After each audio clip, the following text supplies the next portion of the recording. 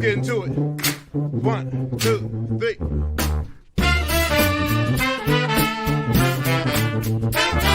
Let's get some more. Clap your hands. Some more. Let's get some more. Well, welcome to My Whiskey Den, where craft distilling is king, and that's what we look at 95% of the time. And today, as you can see by the intro, we're looking at the Blaum Brothers Distilling Company out of Galena, Illinois. Mike and Matt were on the show right over there. I was going to say, you can take a look at that. They had a great interview when we were here the other day. And we're going to be looking at the rye whiskey today. So let's get some of the stat horrors out of the way. Let's get you excited, get you taken care of. The mash bill, 92% rye, 5% smoked malt, 3% malted barley. Comes from a cooperage where the barrels are air dried for about 18 months to 2 years. The whiskey itself is 4 or more, kind of sounds like about 4 to about 5.5, about the average of a lot of them right now. And it's 50% alcohol by volume. So a pretty, at least it's not underproofed. I was going to say they found it, kind of that standard, nice kind of middle of the ground with the 50%, because we usually like a little bit higher, and it's not giantly high, but it's also 10% better than it could be, which would be kind of a little bit scary for me. Another reason we like the Blaum Brothers is because they have a neat sense of humor. So I'm just going to read the back of the label because I like the way they do stuff. This is our rye. There are many like it, but this one is ours. Without our rye, we are nothing. Without fabricated stories about our origins, our rye is something that was milled, mashed, fermented, distilled, and matured by the bros you know so well. Infamous mobsters would probably hate it, but we hope you dig it. Infamous is when you're more than famous. And I do like that they constantly poke fun at like the industry standards and bullshit black art storytelling. I'm like, I enjoy that quite a bit. So this is the Straight Rye. Let's get to some nosing. I'll let you guys go first because I rambled as usual. So I got to catch my breath. It's a sweet rye, but right on the nose, it reminds me of Good and Plenty, that candy-colored licorice or candy-covered licorice. The purple one? Yeah, I think that's about. Okay. I don't eat them, but it's like like a candy-covered licorice. It's the thing like Mike and Nike's, but it's all one color, and so yeah, I think. But then there's just a little bit of the cinnamon, but vanilla and caramel. But the licorice is light, but there's just a nice candy nose to it. Yeah, right off the bat for me is like orange oil, orange essence. Pretty strong. I get a nice black tea and a little bit of clove spice in there. And there's a little bit of a dusty, almost like a fresh cut hay kind of note to it. Mm-hmm. Like a couple of things you're saying, Ben, just to add on top of what you guys were kind of going with.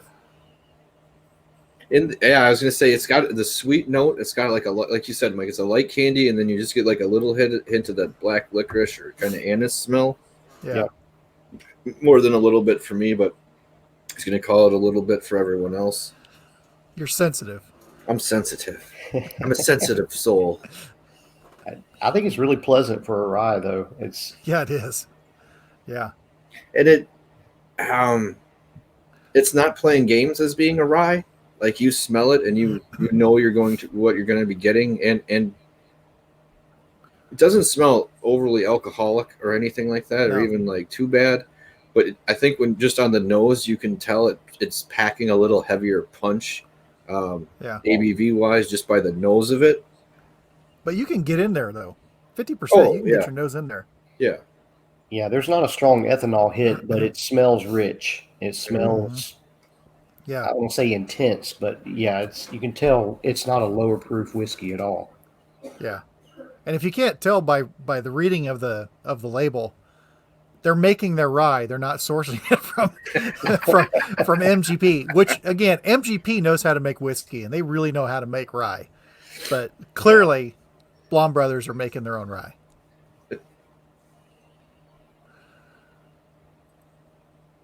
Yeah.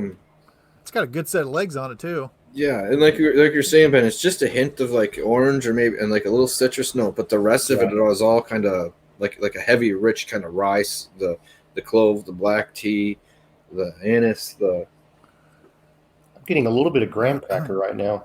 Yep, and I was gonna say a little bit of graham cracker and not the I forgot the name of the cinnamon I like. The cinnamon that you get in like a one of those rolls that's twisted, like the richer, earthier kind of cinnamon, not like the aftershock cinnamon that's like Fireball that I hate. This ain't Fireball.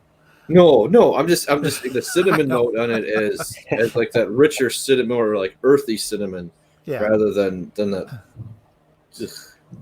Sorry, the pungent kind of come at you. Ugh, I'm sorry, I just can't stand that. I had aftershock when I was younger once, and ever since I was just ruined to that flavor.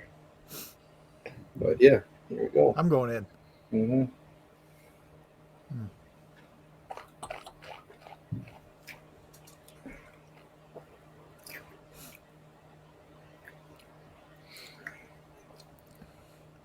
Oof. Yeah. How this the taste wise is you can tell there is like alcohol punch in it. It's not, but it's not overpowering. Rye and alcohol. Yeah, it's not 50% alcohol with rye.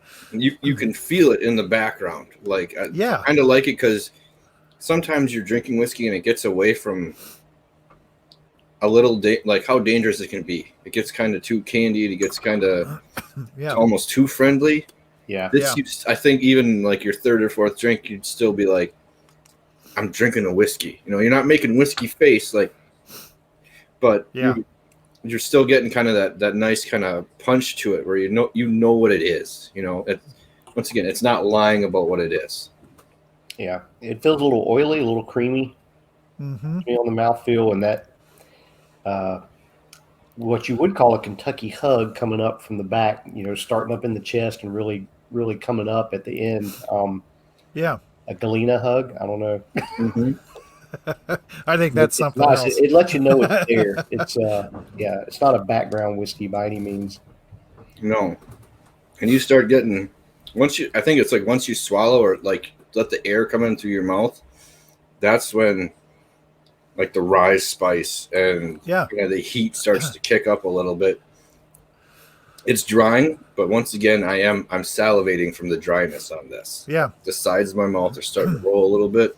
Sorry, the first half of it for me is a bit much. I'm going to have to go back in probably 2 more drinks to kind of get the first half. But the second half is when it starts to like pick up. So the first half was kind of, I'll shut up and drink. Sorry. I get that. I still get that little bit of orange or citrus note on the front. But what's interesting to me, coming towards the mid to the end of it, I'm getting this mint chocolate note. I can see the mint. Like I said, when that kind of opens up and it gets kind of, the spices kind of kick up when you're breathing in, you get like a little mint. I don't want to call it menthol, but like a minty kind of coming in when you're inhaling on it too. Yeah. Okay, front, obviously kind of caramel, vanilla. A little more richer, oily mouthfeel that does not stick around as it kind of gets to the last third and on the finish. That kind of goes away, but you still are getting on the finish. I'm getting more of a barrel. I'm getting kind of a wood note. Could be the rye, but I think the wood's also I get coming in there with some nice oakiness. Yeah, definitely on the finish, that oak and the barrel come in. Yeah. It's got it's not there's no rye or ABV punch to it, but it builds, and there's a really nice creaminess, and especially after a few sips, man, it just really has a coating all over my tongue. Yeah, and It's this just is really nice. Like I could sit here and just, kind of stir my tongue around in my mouth a little bit and still pick up notes off of it. and I think it comes into its own more on the second or third drink. Just Yeah. going into this. Yes. Yeah. Of course, it's the first one we had tonight, so it's not like we had. I had like the little alcohol prerequisite going on that I usually argue for, like maybe have a drink before you start tasting some stuff, or at least a little bit to kind of splash your senses.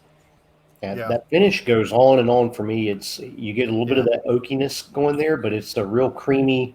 Almost reminds me of, or it does remind me of a good cigar that has a good creamy aftertaste to it. Turns to like a creamy leather.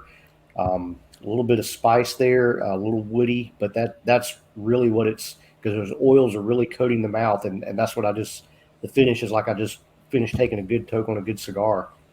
Mm-hmm. I think I'd totally agree with you on that about flavors that are kind of like clinging to the sides of your mouth and out of your tongue. They're holding on. Yeah. So that one is actually, I think it gets a little more surprising the more you go into it, because for me, the kind of anise flavor, not really black licorice, just more of an anise flavor. Yeah. This one, just it comes up to a nice point and then goes away. Like it's there and then it's gone, and then the clove and the heat and, like I said, a little bit of mint take over on the end. Still getting, I think your description of the finish is really awesome, because it is like a woody. I think that's dead on. Just what you said. We can go back. Someone go back and watch it. I don't want to trample over it and get it wrong. But just it has some nice flavors clinging around. A little bit of like a smoky kind of tobacco, but like a bright kind of bitter note. A little bit of orange. It's becoming more exciting as it goes on. Yeah. Yes. And that last sip again, I got the chocolate, kind of a dark chocolate with a mint again on the mid. And I'd like to give this to somebody who does not like rye and see what they think of it. Because it's not what you think. Like, a lot of people really shy away on rye because they're thinking of, the punch in the face and overly black licorice and stuff. And some people love it, some people don't. But somebody who doesn't like rye, that's what they don't like. It's like just a hint of that. But yeah, it's very well layered. This is really nice. Yeah, it's the finish. I mean, like, I'm digging it, but the finish, like you're saying, it's just hanging out. Like, it's not leaving. It's in there. So I can see why Jeff Schwartz, he named this after he laid out his criteria for whiskeys and stuff like that as his kind of best whiskey of last year. It's because it was like his most surprising rye that he had that was affordable and not crazy priced or anything like that. I forgot what all the criteria were, but yeah, I think it really draws you in. Like the more you sip on it, the more it really takes control of you.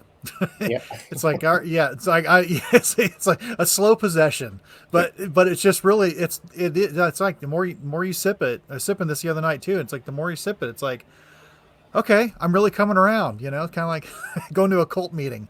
Like I'm starting to see what you have to say, and I'm all in on the cult leaders on this one. Yeah. I'll hail the Blaum Brothers. It's like people can equate it to this, like dill pickle chips, where everyone's like a little iffy at first. You don't think so? Yeah. And you have a chip, and like all of a sudden, 5 minutes later, you're eating like 2 chips. You're coming back to the bag, and you've had 4 chips, 5 chips. All of a sudden, half the bag's gone. You're like, "Wow, what?" And you're like, "What the fuck happened?" Like, well, that could happen with a glass of this or 2 glasses of this, because it's something. It dries we talked about this before, where it dries your tongue and mouth out enough. Yeah. Even though it's like on the finish and sticks around, that you kind of want to go back to it to kind of wet your palate back down.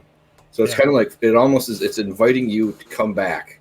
Yeah. Quickly, and that's more nuanced the more this goes on. I'm really kind of digging this, and I'll go ahead and testify. This paired really well with the cigar I had the other night too. So.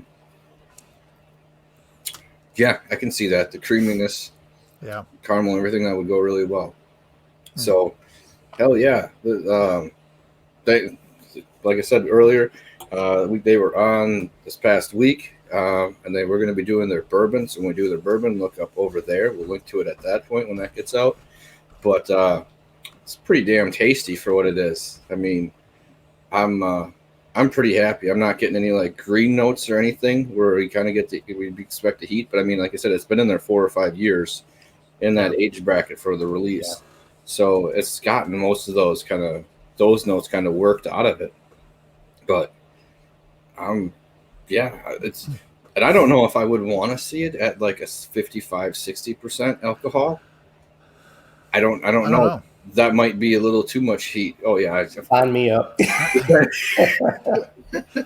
Well, I would, but I think they've done it right. You know, Yeah. it's like it's got a nice proof to it to go with the flavor. But yeah, high proof would probably taste pretty good. I mean, I'm always down for trying a higher proof, but honestly, I mean, this is damn near perfection right here. I mean, Yeah, if I were giving a score rating, I think I would rate this rye really high because yeah, the flavors, the notes, the way everything works together, the finish is outstanding. It's just really good. yeah. yeah. Okay, so if you were giving out a number, Ben, what would we never gave it out scores?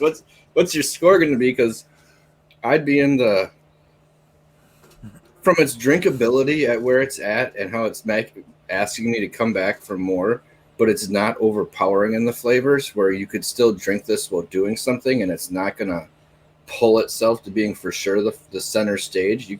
Like it has multiple uses. I'd be going 92, 93-ish. I don't know. That's exactly. I was thinking maybe 94, but probably I'd come down to about a 92, maybe 93. This rates as one of the better ryes I've ever had personally. I mean, just the notes I'm finding in here, I really enjoy, and just the way it all works together, and that finish is kick ass. Yeah. My only knock on it is I'm out. so it's harder to make more notes. And their distribution is, 4 or 5 states. 4 or 5 states, Something yes. like that. Yeah. Not too huge at the moment. So and I ain't in one of them. well, and I think I can get it, but it's still like hit and miss here every now and then for where it's at, even in Wisconsin, just because we're weirdly regional about what we'll get. Like you can have the same store, they won't get the same stuff at each store. Like we'll give you each a case. It's like, no, you get this, and you guys get this, and you guys get that. And I'm like, That's thanks for Wisconsin. making it a pain in the ass for getting it. I appreciate that. Your Wisconsin Supreme Court is in charge of your liquor as well as the. That could be very accurate. There's been some questionable laws rulings. Not like I'm not against things. Just have a plan. If you're gonna overrule things, I'd have an answer to it. Don't just be like, we'll overrule it, and that just is the way it is. And go on with your life. That just seems scary, but not really scary, but whatever. We'll let that go. This is not that type of show. This is just whiskey, sons of bitches. So I think on the Blaum Brothers, whiskey, talking shit. Yeah. Yep. I think you guys, Matt and Mike, you guys did a really, really nice job with this. Yeah, I did. And I think it's a great representation of a rye whiskey. That's not trying to beat you down. Because we've had some that we like that put you to your knees, like you do with Isla's and stuff. Mm-hmm. But this is just a really nice representation of a whiskey in general. Like you're drinking you're drinking something. It's got a lot of flavors. It's got a lot of depth. It's got a decent creamy mouthfeel. It has an excellent finish to it. This is something I would give to a lot of people. So since you guys are whiting, I do still have an okay amount left here. I thought I would taunt. I thought I'd do a little taunting. That's all. But everyone out there, remember, it's not the size of the tin that matters. It's the love of whiskey and the fact that you still have it in a glass. So cheers, everyone. Cheers. Cheers. Let's get into it. 1, 2, 3.